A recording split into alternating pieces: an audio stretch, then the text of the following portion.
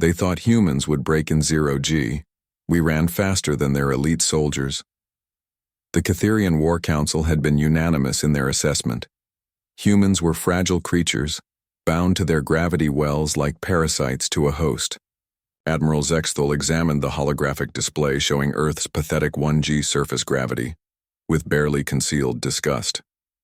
How could such weak beings pose any threat to the Catherian Empire, whose warriors had evolved in the crushing 4G environment of Kither Prime? They cannot even stand upright without their planet pulling them down, sneered General Vashkar, his chitinous exoskeleton gleaming under the command center's harsh lights.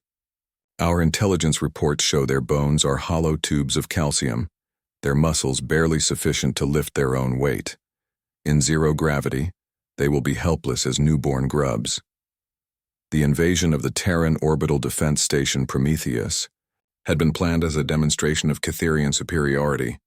Their elite Zero Guard, genetically enhanced soldiers capable of fighting in any environment, would board the station and crush human resistance within minutes. The humans' pitiful attempts at space-based combat would serve as a warning to other species considering resistance against the Empire. Captain Elena Vasquez floated in the central hub of Prometheus Station, her magnetic boots deactivated as she reviewed the tactical displays. The massive Catherian dreadnought hung in space like a metallic cancer, its boarding pods already launched and streaking toward their position. Around her, the station's defenders moved with the fluid grace that came from years of living and working in microgravity. "Contact in 90 seconds, reported Lieutenant Chen from the sensor station, his voice steady despite the approaching doom. 12 boarding pods, each carrying an estimated 20 Catherian Zero Guard. Elena nodded, checking her weapon harness one final time. The Catherians had made a critical error in their intelligence gathering. They had studied humans on Earth, watching them struggle against gravity, observing their limitations in their natural environment. What they had failed to understand was that humans were not just products of Earth's gravity well, they were creatures of adaptation. The first boarding pod breached the station's outer hull with a thunderous clang that reverberated through the metal corridors. Steam hissed from the emergency seals as the Catherian soldiers began cutting through the reinforced airlock. They moved with mechanical precision, their powered armor whirring softly as servos compensated for the unfamiliar environment. Squad. Leader Kexanoth was the first through the breach, his massive form filling the corridor as he scanned for targets. Behind him, 19 more elite soldiers followed, each one a perfect killing machine honed by generations of warfare.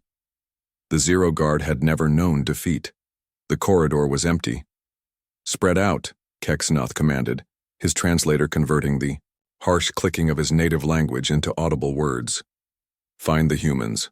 Show them the price of defying the Empire." The Catherians advanced in standard formation, covering each other as they moved through the station's main arteries. Their sensors detected life signs ahead, concentrated near the central hub. Perfect. They would corner the humans in their command center and end this quickly. That was when Elena struck. She didn't drop from above or emerge from a hidden panel. She simply appeared around the corner, moving in a way that defied Catherian understanding of physics. There was no sound of magnetic boots clanging against metal, no awkward shuffling of someone fighting against artificial gravity. Instead, she moved like liquid mercury, pushing off walls and ceiling with precise touches that sent her flowing through the corridor at impossible speed. Kexanoth barely had time to raise his weapon before Elena was among them, her rifle spitting plasma bolts as she ricocheted off surfaces the Catherians couldn't even track. She moved in 3 dimensions simultaneously, using every surface as a launching point, turning the corridor into a sphere of motion rather than a simple linear path. The Zero Guard tried to respond, but their heavy armor, designed for 4G operations, became a liability in microgravity. When they turned to track Elena's movement, the momentum sent them spinning. When they fired their weapons, the recoil pushed them backward into walls. They were like ancient knights trying to fight underwater. More humans appeared, not running along the floor like the Catherians expected, but flowing through the air like schools of fish. They used handholds, support beams, even each other as pivot points, creating a complex 3-dimensional ballet of death. Their weapons were lighter, designed for space combat, and they fired in controlled bursts that sent them spinning into new attack angles. Lieutenant Chen appeared behind the Catherian formation, having traveled through maintenance shafts that the invaders' bulky armor couldn't navigate. Sergeant Murphy came from above, launching herself from a ventilation grate the aliens hadn't even considered as a threat vector. Each human moved with the unconscious competence that came from years of thinking in 3 dimensions. Admiral Zexthul watched the tactical display in growing horror as his elite forces were systematically dismantled. The humans weren't just fighting in zero gravity, they were dancing in it, turning their supposed weakness into their greatest strength. His soldiers, bred for conquest and crushing gravity, had become lumbering giants trying to swat at ghosts. How? Is this possible? He hissed, his mandibles clicking in agitation. The answer came from his own science officer, her voice trembling with newfound understanding. Admiral, the humans. They don't live on their planet. They live in space. Their stations, their ships, their entire military operates in microgravity. We studied the wrong environment. These aren't surface dwellers, they're spaceborne.